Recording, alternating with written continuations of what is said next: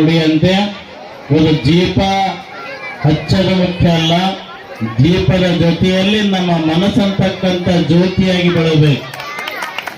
ಮನಸ್ಸು ಜ್ಯೋತಿಯಾಗಿ ಬೆಳಬೇಕಾದಾಗ ಇಂಥ ಒಂದು ಕಾರ್ಯಕ್ರಮಗಳು ಬೇಕು. ಯಾಕಂದ್ರೆ ಅಂತರಂಗದ ಅರಿವಾದೊಡೇನು ಬಹಿರಂಗದಲ್ಲಿ ಕ್ರಿಯೆಯಿಲ್ಲದ ನಕ್ಕ, ಕನ್ನಡಿ ಇದ್ದೊಡೇನು ಮುಖ ನೋಡದ ನಕ್ಕ, ದೇಹವಿದ್ದೊಡೇನು ಜೀವನದ ನಕ್ಕ.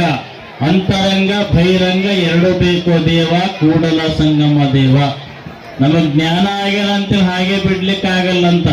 ಜ್ಞಾನ ನಿನಗೊಬ್ಬನಿಗಾಗಿರ್ತದೆ, ಆದರೆ ಮುಂದಿನ ಪೀಳಿಗೆಗೆ, ಮುಂದಿನ ಮಕ್ಕಳಿಗೆ ಸಂಸ್ಕಾರ ಬರಬೇಕಾದಾಗ ಸಹಸ್ರ ದೀಪ ಆಗಲಿ, 108 ದೀಪ ಆಗಲಿ, 1,00,000 ದೀಪ ಆಗಲಿ ಅವಶ್ಯವಾಗಿ ಬೇಕು.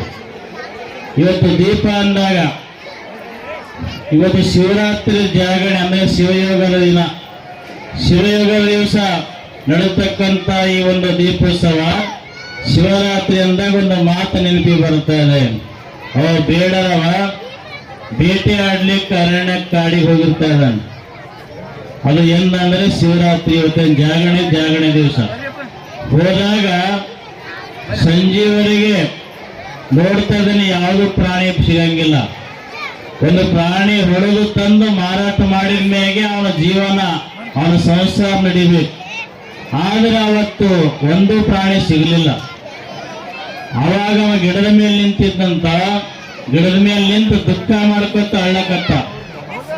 ದುಃಖ ಮಾಡ್ತಾ ಅಳುವಾಗ ಅವನ ಕಣ್ಣೀರು ತೆಳ ಬಿದ್ದು, ತೆಳ ಬೀಳ್ಬೇಕಾದ್ರೆ ತೆಳಗೊಂದು ಶಿವಲಿಂಗ ಇತ್ತಂತ. ಆ ಶಿವಲಿಂಗದ ಮೇಲೆ ನೀರು ಬೀಳ್ತಾ ಇದ್ದವು. ಅವ ದುಃಖ ಮಾಡ್ತಾ ಗಿಡದ ಕೈಯಿಂದ ಜೋಡಿಸಿ ಜಗ್ಗಾಡೋ ಟೈಮ್ನಾಗ ಅದು ಪತ್ರಿ ಗಿಡ ಇತ್ತಂತ. ಆ ಪತ್ರಿ ಗಿಡದ ಪತ್ರಿ ಕೂಡ ಆ ಲಿಂಗದ ಮೇಲೆ ಬಿದ್ದಾಗ ಶಿವ ಪ್ರತ್ಯಕ್ಷ ಆಗಿ, ಯಾಕಪ್ಪ ನೀನು ನೀರಾಕಿ ಅಭಿಷೇಕ ಮಾಡಿದೆಲ್ಲ, ಪತ್ರಿ ಎಸಿದೆಲ್ಲ, ಇವತ್ತು ಶಿವರಾತ್ರಿ ಶಿವಯೋಗ, ಎಂತ ಪಾಪಿಟ್ಟಿದ್ರು ಕೂಡ ಪಾವನ ಆಗ್ತಾ ಇದ್ದಾನೆ, ಅದಕ್ಕಾಗಿ ನಿನಗೆ ಏನು ಬೇಕು ಅಂತ ಹೇಳಿ ಕೇಳಿದಾಗ ಅವ ಪರಮಾತ್ಮನ ಒಂದೇ ಬೇಡಿದ, ನನಗೇನಿಲ್ಲ, ಒಂದು ಪ್ರಾಣಿ ಹಿಡ್ಕೊಂಡು ಹೋಗಿ ನಾನು ವ್ಯಾಪಾರ ಮಾಡಿ ನನ್ನ ಕುಟುಂಬ ನಡೆಸ್ತಾ ಇದ್ದೆ, ಅದಕ್ಕೆ ಒಂದು ಪ್ರಾಣಿ ಸಿಗಲಿಲ್ಲ, ಅದಕ್ಕೆ ದುಃಖ ಮಾಡಿ ಅಳ್ತಾ ಇದ್ದೀನಿ ಅಂತಂದಾಗ ಅವ ಪರಮಾತ್ಮ ತಥಾಸ್ತು, ನಿನ್ನ ಬಡತನೆಲ್ಲ ಶ್ರೀತನ ಆಗಲಿಪ್ಪ ಅಂತ ಆಶ್ರಯ ಮಾಡಿದ ದಿನ ಇದು ಶಿವರಾತ್ರಿ ಜಾಗರಣೆ.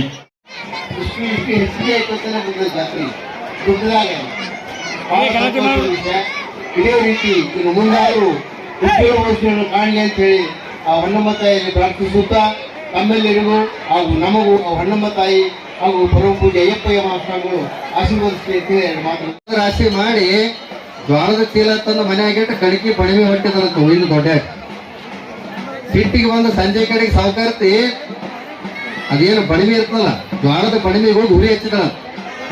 ಉರಿ ಹಚ್ಚಿದ ಮೇಲೆ ಪಾಪ ಆಜು ಮನೆಯವರು ಬಾಜು ಮನೆಯವರು ಊರಾಗಿನ ಟ್ಯಾಂಕರ್ಗಳು ನೀರು ತೆಪ್ಪೆಯಲ್ಲಿ ಪುಟ್ಟಿ ಬ್ಯಾರಲ್ ಎಷ್ಟು ತಂದು ಹಾಕಿದ್ರು ಸರಿ ಬೀಳಲಾರದಂತ ಪರಿಸ್ಥಿತಿ ಒಳಗ ಬಗಲನ ಮನೆಗೆ ಒಬ್ಬ ಕೆಣಮಗಳು ಬಂದು ಸಾವುಕಾರ್ತಿ ಕೊಡುವ ಅಂತ ಅಳ್ಳಿಕತ್ತಿಳಂತ. ಅಳಬೇಕಾದ್ರೆ ಸಾವುಕಾರ್ತಿ ಬಣಿಮೆ ಗುರಿ ಎತ್ತಿದಂತ ಕೇಳ್ಬೇಕಾಗಿಲ್ಲಕ್ಕಿ. ಆಕಿ ಬಂದು ಏನು ಕೇಳಿದ್ರಂತ, ಸಾವುಕಾರ್ತಿ ನೀನು ಬೆಂಕಿ ಇದ್ರೊಳಗ ಬೆಂಕಿ ಗಾಳ್ಯಾಗ ಪಳಪಳ ಅಂತ ಹೇಳಿ ನೀನು ಕೊಳ್ಳಾಗ ಬಂಗಾರ ಸರ ಹೊಳಿಲಕತ್ತದಲ್ವ, ಸಾವುಕಾರ್ತಿ ಯಾವಾಗ ಮಾಡ್ಕೊಂಡು ಬಂದಿ ಅಂತ ಕೇಳಿದ್ರಂತ ಆಕಿ. ಅವಾಗ ಸಾವುಕಾರ್ತಿ ಅಂದಳಂತ, ಅಲ್ಲೇ ಯಾವ ಪುಣ್ಯಾತಿಗೆತ್ತಿ ಮುಂಜಾನೆ ಸಂಜೆ ತನ ನಿನ್ನ ಮನೆ ಮುಂದೆ ಕುಂತೀನಿ, ಇದೇ ಬಂಗಾರ ಚಂದ ಅಂದಿದ್ದೆ ಅಂದ್ರೆ ನನಗಂದ್ರೆ ಬಣಿಮೆಗೆ ನಾಯ ಗುರಿ ಹಚ್ತಿದ್ದೆ ಅಂತ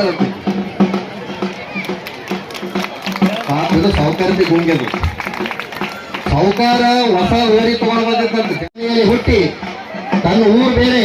ಇವತ್ತು ಹೊನ್ನಮ್ಮ ತಾಯಿ ತನ್ನ ಊರನ್ನ ಬಿಟ್ಟು ಇವತ್ತು ಸಾತನೂರೊಳಗೆ ಬಂದು ನಿಮ್ಮನ್ನೆಲ್ಲ ಆಶೀರ್ವಾದ ಮಾಡ್ಲಿಕ್ಕತ್ತಾಳೆ ಅಂತ ಕೇಳಿದ್ರೆ ಇವತ್ತು 4 ಜನ ಭಕ್ತರು ಪುಣ್ಯವಂತರು ಇದಾರೋ ಗೊತ್ತಿಲ್ಲ, ಅದ್ರ 10 ಪಟ್ಟು ಸಾತನೂರಿನ ಭಕ್ತರು ಪುಣ್ಯವಂತರು ಅನ್ನುವಂತ ಮಾತನ್ನ ಬಹಳ ಹೆಮ್ಮೆಯಿಂದ ಹೇಳ್ಬೇಕಾಗ್ತದೆ.